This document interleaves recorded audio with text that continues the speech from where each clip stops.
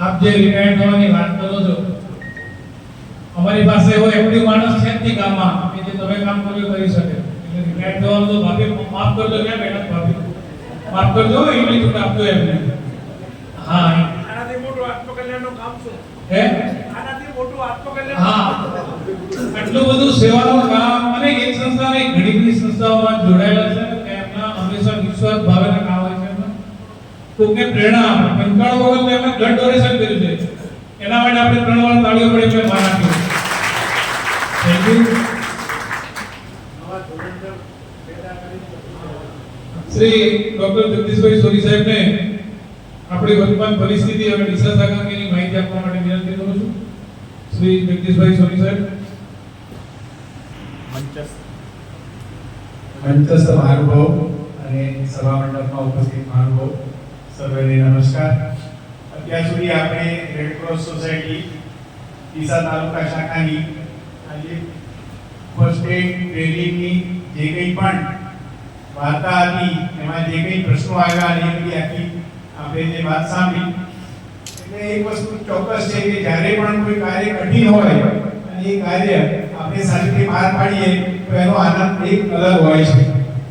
આપણે બધાએ જે કઈ મુશ્કેલીઓ આવી એ બધાએ ભેગા મળીને સાથે મળીને બધા રેડ ક્રોસના મિત્રો બધા જ્યારે પણ જરૂર પડી ત્યારે બધા ભેગા થઈને એક સહકારની ભાવના સાથે અને સારું કામ કરવું છે એ આશય સાથે ભેગા થયા જ છે અને સારી રીતે પાર પાડ્યું છે. મને આશા છે કે આવનારા વર્ષોમાં પણ ડીસા તાલુકા બ્રાન્ચ આવી રીતે બધા જ પ્રોગ્રામ જે કંઈ પણ એ બધા કરશે અને જે લોકોએ આના માટે ખાસ જહેમત ઉઠાવી છે, સુહાસભાઈ પંચાલ સાહેબ, આપણા બધા આગળ જે ભૂતપૂર્વ પ્રમુખો હતા, મંત્રીઓ હતા અને એ સિવાય જે બીજા ટીમ છે, અલ્પેશભાઈ, નરસિંહભાઈ, દેવેન્દ્રભાઈ, એ બધા જ મિત્રો માટે આપણે બધા ખૂબ જોરથી તાળીઓ પાડી.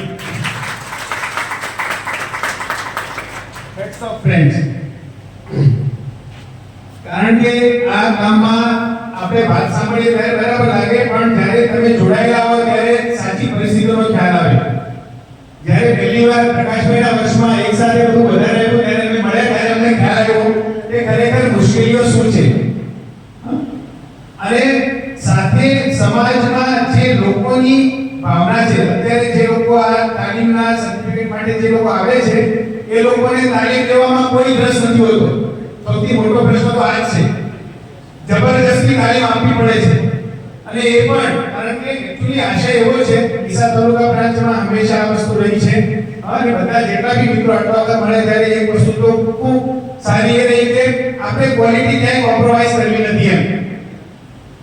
કારણ કે આ તાલીમ એવી છે કે માની લો કે લાઈફ જીવનમાં આખી જીવનમાં એ વ્યક્તિને એકવાર પણ જો એનો એ સારો ઉપયોગ કરી શકે તો કોઈનું જીવન બચી શકે.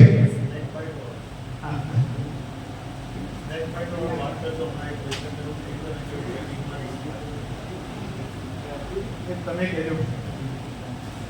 એટલે ખાસ એ વાત એટલા માટે કરવાની છે કે જબરજસ્તી ટ્રેનિંગ આપવી પડે એટલે મુશ્કેલી વધારે થતી હતી. એક તો એક સાથે જ્યારે પણ આવી સરકારની ભરતી હોય ત્યારે એક સાથે વધારે બધા વિદ્યાર્થીઓ અથવા તો પરીક્ષાર્થીઓ એક સાથે ટ્રેનિંગ માટે આવે અને પાછું એમાંથી કોઈની પણ આ જે ટ્રેનિંગ છે લેવાની તો બિલકુલ ઈચ્છા ના હોય, ક્લાસમાં બેસવાની ઈચ્છા ના હોય, એટલે જબરજસ્તી લોકોને ટ્રેનિંગ આપવી અને એ બધું કરવા માટે આખી ટીમે ખૂબ મહેનત કરી છે. હા, એમાં સામ દામ દંડ ભેદ બધાનો ઉપયોગ કર્યો છે કે એ લોકો ખરેખર ટ્રેનિંગ આશા એક જ હતો કે સારી રીતે ટ્રેનિંગ લઈ શકે. અને આગળ એવું થતું હતું કે ઘણી બધી જગ્યાએ લોકો માત્ર પૈસા આપીને સર્ટિફિકેટ લઈ લે. હજુ પણ એ ઘણી જગ્યાએ એવું ચાલે છે, એવું સાંભળવા મળે છે. હા, રેડ ક્રોસ અને લોકો રેડ ક્રોસના નામે પણ કરે છે ખોટું. એટલે આપણને ગર્વ એ વાતનો છે કે આપણે જે લોકોએ ખરેખર ફર્સ્ટ એડની ટ્રેનિંગ લીધી છે એ લોકોને સર્ટિફિકેટ આપ્યા છે અને એ લોકોનું જ આપણે એનરોલ કરીને એ લોકોને ખરેખર તો મજબૂર કરે કે તમે ટ્રેનિંગ લો પહેલા. અને હમણાં જ આપણે રિવિઝન ટ્રેનિંગ પણ આપી બીજા લોકો એટલા માટે કારણ કે લોકોને વિશ્વાસ છે કે અહીંયા આ લોકો શીખવાડે છે અને માત્ર આપણે ટ્રેનિંગ એટલે જે કંઈ પુસ્તકનું જ્ઞાન છે એવું નહીં, એ લોકોને પ્રેક્ટિકલ બરાબર બોલાવીને સીપીઆર આપતા કંઈ પણ મુશ્કેલી આવે તો કેવી રીતે તમે કામ કરશો એ બધું શીખવાડવામાં આવે છે. એટલે આ બધા કામ માટે ખરેખર ડેડિકેશન જોઈએ. અને સુહાસભાઈએ જે વાત મૂકી કે એટલે મુક્ત થવાનું, તો હું એવું માનું છું કે આ બધી બાબતો એવી છે કે એમાંથી ક્યારેય કોઈ વ્યક્તિ રિટાયર ન થઈ શકે, એટલે એવો કોઈ પ્રશ્ન નથી આવતો. કારણ કે એ પોતે રિટાયર નહીં થઈ શકે. આજે જે લોકો આ ટાઈપના કામ કરે છે એ લોકોનો સ્વભાવ જ એવો થઈ ગયો હોય કે એ ગમે ત્યાં જાય. હા, કદાચ એનું ફોર્મેટ બદલાઈ શકે, એવું થઈ શકે કદાચ. એટલે રેડ ક્રોસ ની ફર્સ્ટ એડ ટ્રેનિંગ ની બીજી કોઈ વસ્તુ શરૂ કરશે, પણ જે જીવ જે રીતે કામ કરવા ટેવાયો છે એ તો રહેવાનો જ છે. સૌથી સારી વાત એની એ છે કે માત્ર ટ્રેનિંગ નહીં પણ બીજી બધી વસ્તુઓ માટે સતત જે વિદ્યાર્થીઓ આવે એ લોકોને પ્રોત્સાહિત કરવા. કોઈ છાપાનું કટિંગ આવ્યું હોય, કોઈ સારી ઇન્ફોર્મેશન આવી હોય, કોઈ વધારાની વસ્તુ કહેવાની હોય, એ બધું ખૂબ સારી રીતે એ બધાની ટ્રેનિંગ સાથે એને સાંકળી લઈને વિદ્યાર્થીઓની વચ્ચે પહોંચાડે છે. અને આ બધી વસ્તુઓ આપણો જે કાર્યક્રમ છે એને વધારે ઉત્કૃષ્ટ બનાવે છે, કે જેમાં ચાર લાગે છે. અને એટલે સાહેબે કીધું કે બધાના આપણને ફીડબેક મળે છે. ફીડબેકનું કારણ જ આ છે કે જે લોકોને ટ્રેનિંગ મળી છે એ લોકોને એમના પોતાના માટે અથવા તેમના પરિવારના લોકો માટે એનો લાભ મળે છે. અને આ બધી જ વસ્તુઓ ટ્રેનિંગ દરમિયાન એ લોકોને કહેવામાં આવે છે કે ભાઈ તમે જીવનમાં એકવાર પણ તમારા પરિવારના માટે પણ આનો ઉપયોગ કરશો તો પણ ફાયદો થશે. બીજી ટ્રેનિંગ વિશેની તો બીજી ઘણી અસંખ્ય વાતો છે, પણ ખાલી માત્ર હું રેડ ક્રોસના આપણી માટે માધ્યમથી માત્ર એટલી વાત કહીશ કે આપણે બધા પણ સમાજમાં આ પ્રકારની પ્રવૃત્તિઓ વધારે થાય. કારણ કે આ પ્રાથમિક સારવાર વસ્તુ એવી છે કે રોજે રોજ જરૂર પડતી નથી. ડોક્ટર હોવાના નાતે અમને ખબર છે કે જ્યારે પણ કોઈ પેશન્ટ ક્રિટિકલ થાય અને એને અમારે રિસર્સિટેશન કરવું પડે ને, તો અમારે બધાએ ફરી પ્રશિક્ષિત થવું પડે છે. કારણ કે તમને ટ્રેનિંગ મળી ગઈ પણ તમારે એનો રોજ રોજ ઉપયોગ નથી.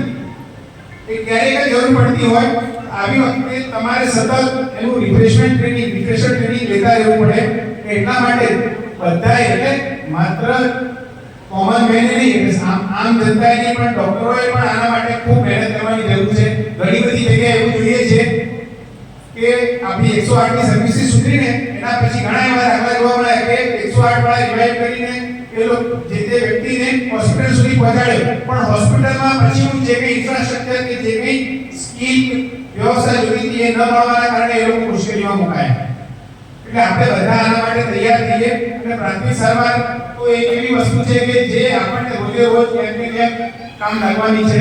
ફરી આ માટે જે રેડ ક્રોસ સોસાયટી ડીસા તાલુકા બ્રાન્ચના જેટલા પણ લોકોએ ખૂબ મહેનત કરીને આ આપણા જે પ્રોગ્રામને ખૂબ સરસ બનાવ્યો છે, ઉત્કૃષ્ટ બનાવ્યો છે. આપણે આશા રાખીએ કે બધે આટલી ઉત્કૃષ્ટતાથી આના પણ વધારે સારી ઉત્કૃષ્ટતાથી આપણે પ્રોગ્રામ કરી શકીએ અને ખરેખર સાચા અર્થમાં આ તાલીમનો ઉપયોગ સમાજને મળી રહે.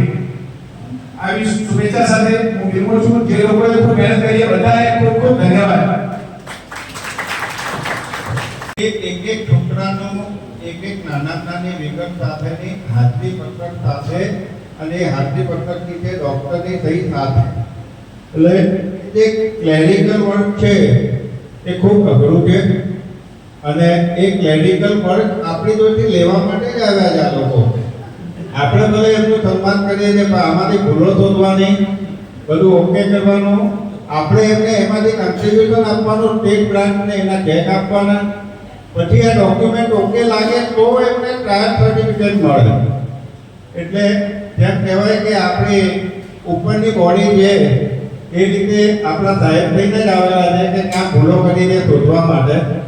પરંતુ આપણે લાગણીને પ્રેમ આપો છો એ બદલ આપને ખૂબ ખૂબ આભાર. તે અનિલભાઈ કે છે એમણે જ આ બધું ક્લેરિકલ વર્ક કર્યું છે અને પ્રતિકાત્મક રૂપે એક ફાઇલ અનિલભાઈ શ્રીમતી મનીષબેનને આપશે.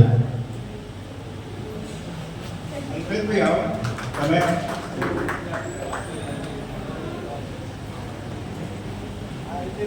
ડિટેલની અંદર બધું કામ કરવાનું જે થિયરી કરે આ બહુ મહત્વનું કામ હોય. જે નાના પોઈન્ટ કરવાના હોય છે.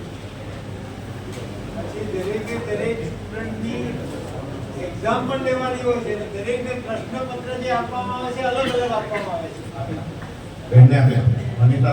બેન આપ આને સ્વીકારી કરશો અને ચોક્કસ શિક્ષક તરીકે નહીં પણ ગ્રુપ તરીકે 19-20 વર્ષ ચલાવી લાવી લેશો એવી અમારી રિક્વેસ્ટ છે. કહી દઉં જાણકારી માટે દરેક સ્ટુડન્ટને બેચ પત્યા પછીથી અમે ઠંડુ પીણું આપીએ. એક જ સ્ટુડન્ટ એઓને પાણીની વ્યવસ્થા કરી અને એના માટે કોલ્ડ ડ્રિંક્સની અમે અમૂલ ટ્રુ દરેક સ્ટુડન્ટને બેચમાં છેલ્લે જતો હોય ત્યારે દરેક સ્ટુડન્ટને આપતા હતા. બીજું એ સિવાય જ્યારે મેં કહ્યું એડમિશન મળે બાદ જ્યારે એનો બેચમાં સિલેક્શન થયું કે ભાઈ તમારે 9 તારીખથી નવી બેચ ચાલુ થાય છે આવવાનું છે, તો એને સાથે મેં આપણી સ્ટેટ બ્રાન્ચની બુકની પીડીએફ કરી હતી. એટલે ઈચ એન્ડ એવરી સ્ટુડન્ટને અમે ફર્સ્ટ એડની પીડીએફ મોકલી હતી અને સાથે સાથે એક્ઝામ વખત અમે તો એવું છેલ્લે કહેતા હતા તમને 2 સેટ મળશે તમારે આપવાની અને સાથે લખીને લાવવાનું કહેતા હતા. 4-5 ચેપ્ટર ભાઈ તમારે છેલ્લા દિવસે આટલું લખીને લાવવાનું, જે આપણા ઇમ્પોર્ટન્ટ ચેપ્ટર છે CPR, રક્તસ્રાવ, એ લોકો લખીને લાવતા હતા.